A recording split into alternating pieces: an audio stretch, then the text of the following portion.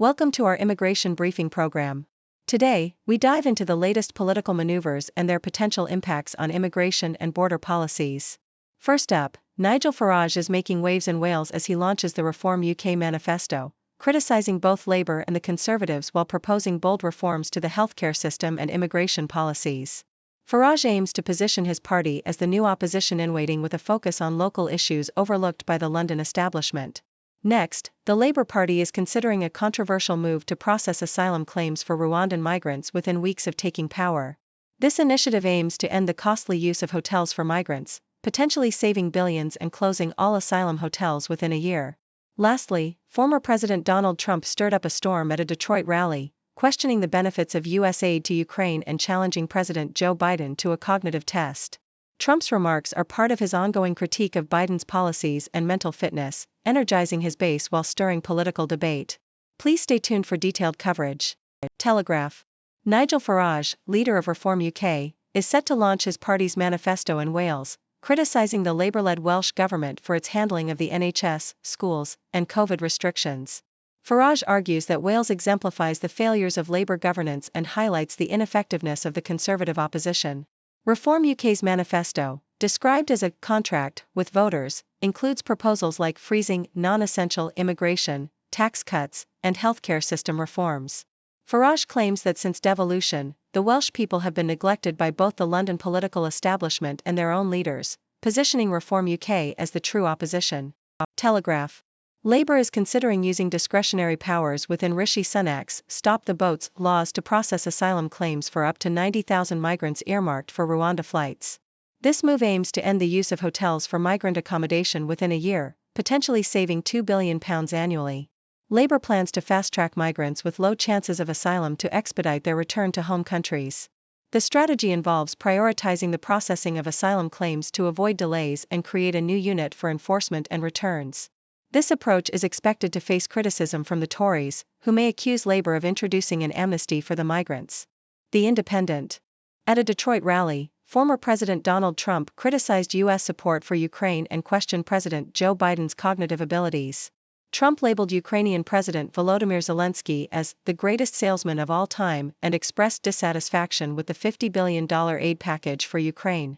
He suggested Biden should take a cognitive test, mistakenly referring to Texas Representative Ronnie Jackson as Ronnie Johnson. The rally also featured Trump addressing a predominantly black congregation at the 180 Church in Detroit. Trump continues to position himself as a critic of Biden's policies while drawing attention to his own achievements and controversial statements.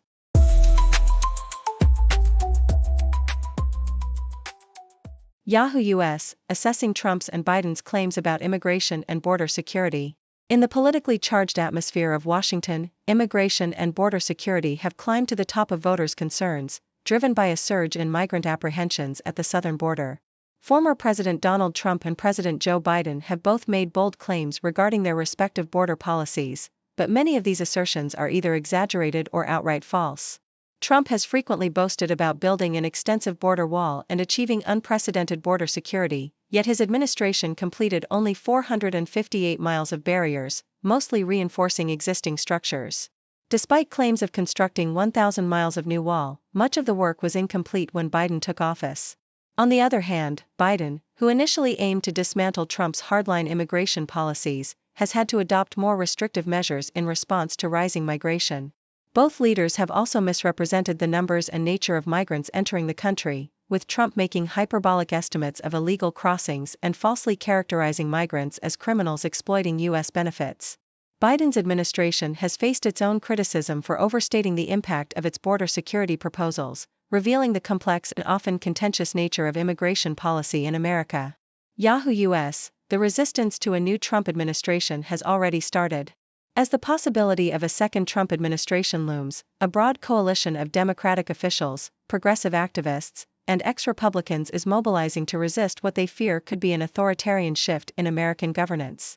This network is preparing for a wide array of scenarios, including potential lawsuits, stockpiling abortion medication, and hiring auditors to withstand IRS scrutiny. The preparations are driven by concerns that Trump's return to power could lead to mass deportations, the use of federal troops in Democratic cities, and the centralization of executive power. Groups like Protect Democracy and the ACLU are drafting legal challenges and scenario planning to counteract Trump's proposed policies. Meanwhile, Democratic governors are securing supplies of abortion pills to ensure continued access in their states. The coalition is also learning from past experiences, such as the Capitol riot on January 6, 2021, and is determined to be better prepared for any authoritarian moves by a potential Trump administration. The efforts reflect a sense of urgency and a recognition that Trump's plans, if implemented, could fundamentally alter the landscape of American democracy. Guardian: Democrats agree Biden had to act on immigration, but they're split over his asylum order. At a recent White House event, Democratic leaders stood united with President Joe Biden as he announced an executive order to temporarily seal the U.S.-Mexico border to most asylum seekers. This move, aimed at addressing the unprecedented levels of migration and growing voter concerns over border security, marked a significant shift from Biden's earlier promises to dismantle Trump's harsh immigration policies. While some Democrats, especially those from border and swing states, support the action as necessary to deter illegal immigration, others see it as a betrayal of American values and a capitulation to Republican narratives. The new policy has sparked a legal challenge from the ACLU and criticism from immigration advocates who argue it endangers asylum seekers and undermines long-standing guarantees. Despite the controversy, Biden's administration is pushing forward, emphasizing the need for immediate action in the absence of congressional support. The political landscape has shifted dramatically since Biden's campaign, and his administration is grappling with the complexities of balancing border security with humanitarian concerns, all while preparing for a contentious election against Trump.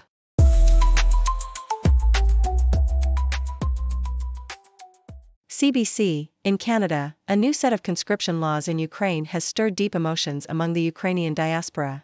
Men aged 18 to 60, including those living abroad, must update their draft data, leading to anxiety and fear among those who fled the war. Dmytro, a non-binary Ukrainian living in Canada, reflects on the distressing possibility of being called back to fight, especially as their father remains in Kiev. Dmytro's skepticism about the government's motives and the efficacy of military action is shared by many in their community, who feel abandoned by their homeland. Katerina, another Ukrainian in Winnipeg, recounts the loss of friends to the front lines and criticizes the government's corruption and the forced conscription policy. Despite these challenges, some like Andrew Trydid, a former economist from Kharkiv, have willingly joined the fight, driven by a desire to protect their homeland, though he questions the effectiveness of conscription. Telegraph: Grimsby, once a prosperous town in the UK, now faces severe decline, characterized by boarded-up buildings and a shrinking population. Despite efforts to revitalize the area, locals like Karen Owen and her daughter Charlotte express deep concern for their community's future. The town became a focal point during the recent general election, with leaders like Rishi Sunak and Sir Keir Starmer visiting, but locals remain skeptical of any substantial change. The town's youth, facing limited job opportunities and poor working conditions in local factories, often dream of leaving for better prospects. The decline is stark, with Grimsby's population shrinking significantly over the past decade, a trend exacerbated by industrial decline and economic inactivity. Efforts to revive the town include investments in renewables and food manufacturing, but challenges such as low skill levels and poor mental health among residents persist. Local leaders call for more devolution and targeted investment to truly lift the area out of its long-term decline. Yahoo US: In a shocking development, Victor Antonio Martinez Hernandez, wanted in El Salvador for the murder of a young woman, was arrested in Tulsa, Oklahoma, for the murder of Maryland hiker Rachel Morin. Morin, a mother of 5, was found dead on the Ma and Pa Trail in Bel Air, Maryland, in August 2023. Authorities believe Martinez Hernandez, who entered the U.S. illegally, attacked Morin while she was hiking. The suspect, linked to a gang in El Salvador, was also connected to a home invasion in Los Angeles, where DNA evidence from that crime scene matched the genetic material found in Morin's case. This arrest has sparked criticism of federal immigration policies, with local officials expressing concern over the safety of American citizens. The suspect is expected to face charges in Maryland first, with potential extradition to El Salvador or prosecution in California to follow.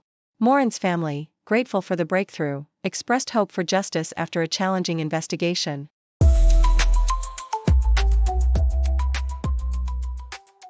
New York Times: The recent European Parliament elections were a disaster for the Green parties, which lost a third of their seats.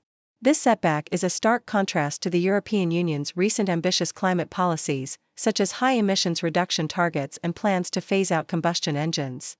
However, the war in Ukraine, economic concerns, and a cost of living crisis have shifted voter priorities away from environmental issues.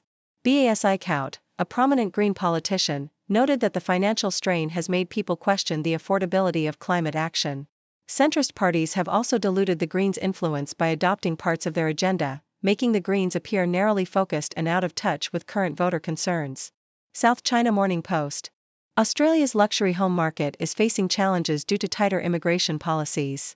Rebecca Lee, a Chinese national, reflects the concerns of many foreign-born residents who influence the property market. The government's decision to withdraw the Golden Visa scheme and cap migrant intake is expected to reduce demand for high-end homes, particularly affecting property owners who rely on foreign tenants. The Business Innovation and Investment Program, which attracted high-net-worth individuals, especially from China, has been replaced by a scheme focusing on skilled migrants. This shift is likely to lead to a significant drop in demand for prime properties and new high-end developments, as fewer wealthy foreigners will invest in Australia's luxury real estate. Yahoo US. In a significant development, Victor Antonio Martinez Hernandez, suspected of murdering Rachel Morin, has been arrested in Tulsa, Oklahoma. Martinez Hernandez, who allegedly entered the U.S. illegally from El Salvador, is also linked to a murder in his home country and has ties to Salvadoran street gangs. DNA evidence from the crime scene in Bel Air, Maryland, where Morin's body was found, led to his identification. The arrest brings some relief to Morin's family and the local community, but it also marks the beginning of a lengthy legal process. Harford County Sheriff Jeffrey Gollier emphasized the importance of keeping Martinez Hernandez in Maryland to face justice for his crimes.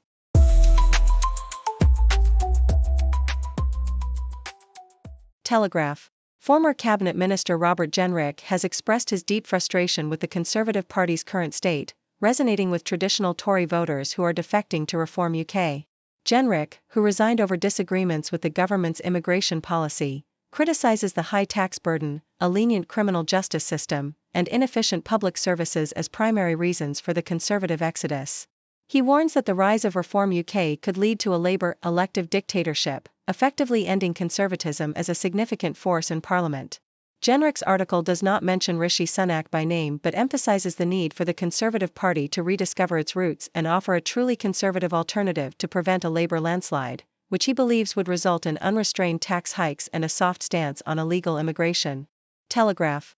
As the UK faces the prospect of a Labour-dominated government, there is a growing concern among Conservatives that the split between the Conservative Party and Reform UK could lead to a socialist takeover. The first-past-the-post electoral system means that the divided right-wing vote could result in a Labour majority, allowing them to implement policies that could change the country for generations. Robert Jenrick appeals to Conservative voters, urging them to prioritise unity over frustration. He shares their concerns about high taxes, a lenient criminal justice system, and inefficient public services but argues that voting for Reform UK will only facilitate Labour's agenda. Jenrick warns that Labour, under Keir Starmer, would likely raise taxes, implement divisive diversity policies, and surrender trade and regulatory policies to Brussels, urging Conservatives to rally behind the Conservative Party to prevent a one-party state. Telegraph. Nigel Farage, leader of Reform UK, is in high spirits as his party surpasses the Tories in an opinion poll for the first time. Farage predicts internal warfare within the Conservative Party, similar to the divisions seen in the run-up to the 1997 general election. He notes that some Conservative MPs are already showing signs of dissent, with former Home Secretary Sala Braverman and former Immigration Minister Robert Jenrick publicly criticizing the party's failures. Farage argues that the Conservative Party is utterly broken, citing a steady erosion of trust and a lack of true conservative values. He plans to launch Reform's Manifesto in Wales, targeting Labour strongholds and aiming to build a grassroots movement that reflects the aspirations of ordinary people. Farage's return to frontline politics has blindsided Tory strategists, and he believes that Reform can take seats from Labour in areas that feel neglected by Westminster.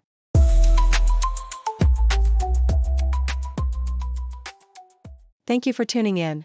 The content above showcases the latest briefing reports and analytical synopses, thoughtfully curated by the 6Do team.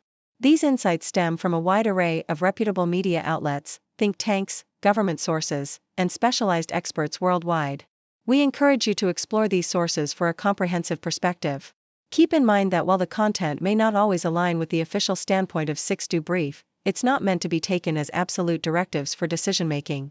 Comprising seasoned media professionals, learned scholars, and accomplished scientists, the 6Do team embodies a trailblazing, fully independent media entity. To customize 6Do Brief to meet your professional needs, you have the option to subscribe to a diverse array of briefings on our website, 6dobrief.com. Regardless of your location, you can conveniently receive 6Do Brief via email.